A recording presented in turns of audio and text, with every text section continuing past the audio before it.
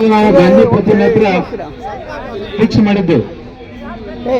ಅಲ್ಲಿ ಅವಕಾಶ ಕೊಡಂಗಿಲ್ಲ ಅಂತ ಹೇಳಿದ್ರು. ಏನ್ ನಮಗಷ್ಟೇ ಇಲ್ಲ, ಯಾರಿಗೂ ಹೋಗಿದ್ರೆ ಕೊಡೋಣ ಅಂದಾಗಿಲ್ಲ, ಯಾರಿಗೂ ಕೂಡ ನಾವು ಕೊಡಂಗಿಲ್ಲ. ಇವನು ಆಡಳಿತ ಪಕ್ಷ ಇದ್ರೂ ಕೂಡ ನಾವು ಕೊಡಂಗಿಲ್ಲ ತಿಳ್ಕೊಂಡು ಪೊಲೀಸ್ ಇಲಾಖೆ ಹೇಳಿದಾಗ ಅನಿವಾರ್ಯ ನಾವು ಇಲ್ಲಿಗೆ ನಮ್ಮ ಹೋರಾಟವನ್ನು ಸ್ಥಳಾಂತರ ಮಾಡಬೇಕಾಯ್ತು. ಇದಕ್ಕೂ ಕೂಡ ಸಚಿವರು ಈ ನಮ್ಮ ಬೇಡಿಕೆ ಜೊತೆಗೆ ಏನು ಉತ್ತರ ಕೊಡಬೇಕಾಗ್ತದೆ. ಮುಖ್ಯವಾಗಿ ನಮ್ಮ ಬೇಡಿಕೆಗಳ ಸಲುವಾಗಿ ಈ ಮನವಿಯನ್ನ ನಾವು ಬರೆದಿದ್ದೇವೆ. ಒಂದೊಂದಾಗಿ ಆ ಮನವಿಯಲ್ಲಿರ್ತಕ್ಕಂಥ ವಿಷಯಗಳನ್ನ ನಾವು ಪ್ರಸ್ತಾಪ ಮಾಡ್ತೇವೆ. ಅವ್ರು ಒಂದೊಂದಾಗಿ ಮಾನ್ಯ ಸಚಿವರು ಅಂದ್ರೆ ಸರ್ಕಾರದಲ್ಲಿ ಸಚಿವರು ಅಂದ್ರೆ ಸರ್ಕಾರ ಬಂದಿದ್ದಾರೆ, ಅದಕ್ಕೆ ತಾವು ಏನು ಒಂದು ಕ್ರಮ ಕೈಗೊಳ್ತೀರಿ ಅಂತಕ್ಕಂಥದ್ದನ್ನು ಹೇಳ್ಬೇಕಾಗ್ತದೆ. ದಯಮಾಡಿ ತಾವು ತಮ್ಮೆಲ್ಲರ ಪರವಾಗಿ ಇಲ್ಲಿ 3 ಮನವಿಯನ್ನು ಬರೆದಿದ್ದೇವೆ. ವಿಷಯ ಒಂದೇ, ಬೇರೆ ಬೇರೆ ಅಡ್ರೆಸ್ ಮಾಡಿದ್ದೇವೆ. ಮುಖ್ಯವಾಗಿ ಮಾನ್ಯ ಸನ್ಮಾನ್ಯ ಶ್ರೀ ಡಿ ಕೆ ಶಿವಕುಮಾರ್ ಅವರು, ಮಾನ್ಯ ಮುಖ್ಯಮಂತ್ರಿಗಳು, ಕರ್ನಾಟಕ ಸರ್ಕಾರ ವಿಧಾನಸಭಾ ಬೆಂಗಳೂರು, ಮಾನ್ಯ ಚಲುವರಾಯ ಸ್ವಾಮಿ ಅವರು ಜಲಸಂಪನ್ಮೂಲ ಹಾಗೂ ಕೃಷಿ ಸಚಿವರವರು, ಆ ಜೊತೆಗೆ ಜಿ ಪರಮೇಶ್ವರ್ ಅವರು ಮಾನ್ಯ ಕಂದಾಯ ಸಚಿವರು, ಇವರು ಒಟ್ಟ 3 ಮನವಿಯನ್ನು ತಯಾರು ಮಾಡಿದ್ದೇವೆ.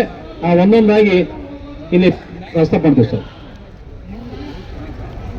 ಇಲ್ಲಿ ಹಕ್ಕೊತ್ತಾಯಗಳು ಒಂದನೇದ್ದು, ನ್ಯಾಯಮೂರ್ತಿ ಬ್ರಿಜೇಶ್ ಕುಮಾರ್ ನೇತೃತ್ವದ 2ನೇ ನ್ಯಾಯಾಧಿಕರಣದ ತೀರ್ಪಿನಂತೆ ಆಲಮಟ್ಟಿ ಲಾಲ್ ಬಹದ್ದೂರ್ ಶಾಸ್ತ್ರಿ ಜಲಾಶಯದ ನೀರಿನ ಮಟ್ಟವನ್ನು 519.60 ಮೀಟರ್ನಿಂದ 524.256 ಮೀಟರ್ಗೆ ನಿಲ್ಲಿಸಲು ಕೇಂದ್ರ ಸರ್ಕಾರ ಅಧಿಸೂಚನೆ ಹೊರಡಿಸಬೇಕು. 3ನೇ ಹಂತದ ಯೋಜನೆ ಅನುಷ್ಠಾನಕ್ಕೆ ಅಗತ್ಯವಿರುವ ಅನುದಾನವನ್ನ ಬಿಡುಗಡೆಗೊಳಿಸಬೇಕಂತಕ್ಕಂಥದ್ದು ಮೊದಲೇ ಮನವಿ ಇದೆ. ಇದನ್ನು ತಾವು ರಾಜ್ಯ ಸರ್ಕಾರ ಕೇಂದ್ರ ಸರ್ಕಾರದ ಮೇಲೆ ಒತ್ತಡ ತರುವಂತದ್ದು ಆಗ್ಬೇಕಾಗಿದೆ ಸರ್. ಮತ್ತು ಮಾನ್ಯ ಮುಖ್ಯಮಂತ್ರಿ ಆದಿಯಾಗಿ ಸಂಬಂಧಪಟ್ಟಂತ ಸಚಿವರು ಮಾನ್ಯ ಮೋದಿಯವರ ಹತ್ರ ಹೋಗ್ಬೇಕ್ರಿ, ಪ್ರಧಾನಮಂತ್ರಿ ಹತ್ರ ಹೋಗಿ ಈ ವಿಷಯವನ್ನು ತಾವು ಗಮನ ತರುವಂತದ್ದಾಗಬೇಕು. 2ನೇದಾಗಿ ಕಾವೇರಿ ಜಲಾಶಯದಿಂದ ತಮಿಳುನಾಡಿಗೆ ನೀರು ಹರಿಸುವುದನ್ನು ಸ್ಥಗಿತಗೊಳಿಸಬೇಕು. ಇಲ್ಲೇ ನೀರಿಲ್ಲ ಕಾವೇರಿ ಭಾಗದ ಮಂದಿಗೆ, ಅದನ್ನ ಪರಿಶೀಲನೆ ಮಾಡದೆ ಕೇಂದ್ರ ನೀರು ನಿರ್ವಹಣಾ ಪ್ರಾಧಿಕಾರ ಆದೇಶ ಮಾಡಿತು. ಅದರ ವಿರುದ್ಧ ರಾಜ್ಯ ಸರ್ಕಾರ ಸುಪ್ರೀಂ ಕೋರ್ಟ್ಗೆ ಹೋದಾಗ ಸುಪ್ರೀಂ ಕೋರ್ಟ್ ಕೂಡ ಆದೇಶ ಮಾಡಿದರು. ನೀರು ನಿರ್ವಹಣಾ ಪ್ರಾಧಿಕಾರದ ಆದೇಶವನ್ನು ಎತ್ತಿಡಿದು ನೀರು ಬಿಡಬೇಕಂತ ಪ್ರತಿ ದಿವಸ 12,000 ಕ್ಯೂಸೆಕ್. ಅದು ಇಲ್ಲಿ ಸ್ವಲ್ಪ ದಾರಿ ತಪ್ಪಿದೆ, ಎಡವಿದೆ ಅಂತ ಅನಿಸ್ತಾ ಇದೆ ನ್ಯಾಯಾಲಯ ಕೂಡ. ಯಾಕಂತಂದ್ರೆ ನೀರಿನ ಸ್ಥಿತಿಗತಿಯನ್ನು ನೋಡ್ಬೇಕಾಗಿದೆ, ಎಷ್ಟು TMC ನೀರು ಸಂಗ್ರಹಣೆ ಇದೆ ಅಂತಕ್ಕಂಥದ್ದು, ರೈತರಿಗೆ ಎಷ್ಟು ನೀರು ಅವಶ್ಯಕತೆ ಇದೆ ಈ ಭಾಗದಲ್ಲಿ ಅಂತ ಹೇಳಿ ಇದನ್ನು ಪರಿಶೀಲನೆ ಮಾಡಿ ಅಥವಾ ಒಂದು ಏನೋ ಕಮಿಷನರ್ ನೇಮಕ ಮಾಡಿ ವರದಿ ಸಲ್ಲಿಸಬೇಕಾಗಿತ್ತು. ಇದು ನೇರವಾಗಿ ಆದೇಶ ಮಾಡೋದ್ರಿಂದ ಈ ನಮ್ಮ ಕಾವೇರಿ ಜಲಾಶಯದ ಸುತ್ತಮುತ್ತಲಿನ ಜಿಲ್ಲೆಗಳಿಗೆ ಅಥವಾ ತಾಲೂಕಿಗೆ ದೊಡ್ಡ ಅನ್ಯಾಯ ಆಗ್ತದೆ. ಇದನ್ನು ಕೂಡ ರಾಜ್ಯ ಸರ್ಕಾರ ನೀವು ನ್ಯಾಯಾಲಯಕ್ಕೆ ಸುಪ್ರೀಂ ಕೋರ್ಟ್ಗೆ ಯಾವ ರೀತಿ ಮನವರಿಕೆ ಮಾಡಿಕೊಟ್ಟು ಇದನ್ನ ನಮ್ಮ ಭಾಗದ ರೈತನು ಉಳಿಸ್ತಿರುವಂತಕ್ಕಂಥದ್ದು ಕೂಡ ಈ ಒಂದು ಮನವಿಯಾಗಿದೆ.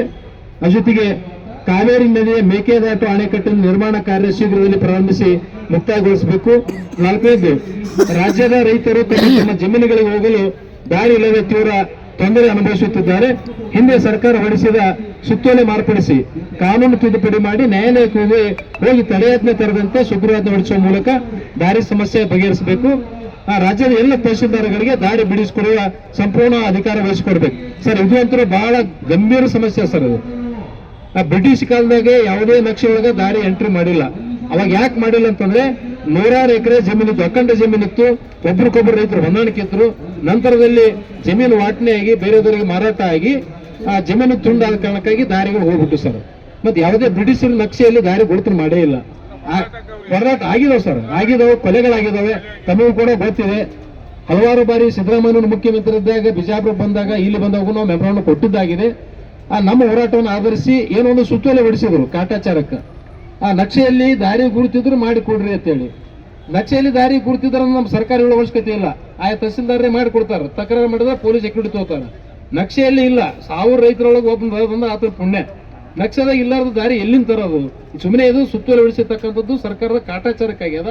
ಅದಕ್ಕೆ ಇದನ್ನ ದಯಮಾಡಿ ಆ ಸುತ್ತೋಲೆಯನ್ನ ಮಾರ್ಪಾಡು ಮಾಡಿ ತಡೆಯಾಜ್ಞೆ ತರಬೇಕು. ಇನ್ನೊಂದು ಹೊಸದೊಂದು ಮಾಡಿ ಕಂಡೀಷನ್, ಯಾವುದೇ ರೈತರ ಜಮೀನುಗಳಿಗೆ ದಾರಿ ಇಲ್ಲದೆ ಇದ್ರೆ ಕಡ್ಡಾಯ ಕೊಡಲೇಬೇಕು. ಅದನ್ನ ತಕರಾರು ಮಾಡುವಂಗಿಲ್ಲ. ಯಾವನ್ ತಕರಾರು ಮಾಡ್ತಾನೋ ಅವನ ಮೇಲೆ ನಾವು ಕ್ರಿಮಿನಲ್ ಪ್ರಕರಣ ದಾಖಲೆ ಮಾಡ್ತಿರ್ತಕ್ಕಂಥದ್ದು ಒಂದು ಹೊಸ ಕಾನೂನು ತರಬೇಕು. ಒಂದು ತಹಸೀಲ್ದಾರ್ ಮಾಡಿ ತಂದ ಆದೇಶ ಮೇಲೆ ತಡೆಯಾಜ್ಞೆ ತರ್ತಾರೆ. ಈ ಸುತ್ತೋಲೆ ಮೇಲೆ ಆರ್ಡರ್ ಮಾಡಿದಾರ, ಬಟ್ ಅದ್ರ ಮೇಲೆ ಸ್ಟೇ ತಂದ್ಬಿಟ್ಟು ನಿಂತ್ಬಿಡ್ತು ಕೆಲಸ. ಸ್ಟೇ ತರದಂಗ ಒಂದು ಅಮೆಂಡ್ಮೆಂಟ್ ಮಾಡ್ಬೇಕು ಸರ್ ಕಾನೂನು, ಇಲ್ಲ ಸುಗ್ರೀವಾಜ್ಞೆ ಹೊಡಿಸ್ರಿ. ಸರ್ಕಾರ ಮನಸ್ಸು ಮಾಡಿದ ದೊಡ್ಡ ಕೆಲಸ ಅಲ್ಲ, ಏನೆಲ್ಲದಕ್ಕೂ ಕಾನೂನು ಜಾರಿ ತರ್ತೀರಿ, ರೈತರ ವಿಷಯದ ಇಂಥ ಗಂಭೀರ ಯಾಕೆ ತರಬರ್ತಕ್ಕಂಥದ್ದು ನಮ್ದು ಒಂದು ಅಭಿಪ್ರಾಯ ಆಗ್ಯದ. ಕೂಡಲೇ ಇದನ್ನ ಬಹಳ ಗಂಭೀರವಾಗಿ ಪರಿಗಣಿಸ್ಬೇಕು ಸರ್. ದಾರಿ ಕೊಳ್ಳರಿಸಲು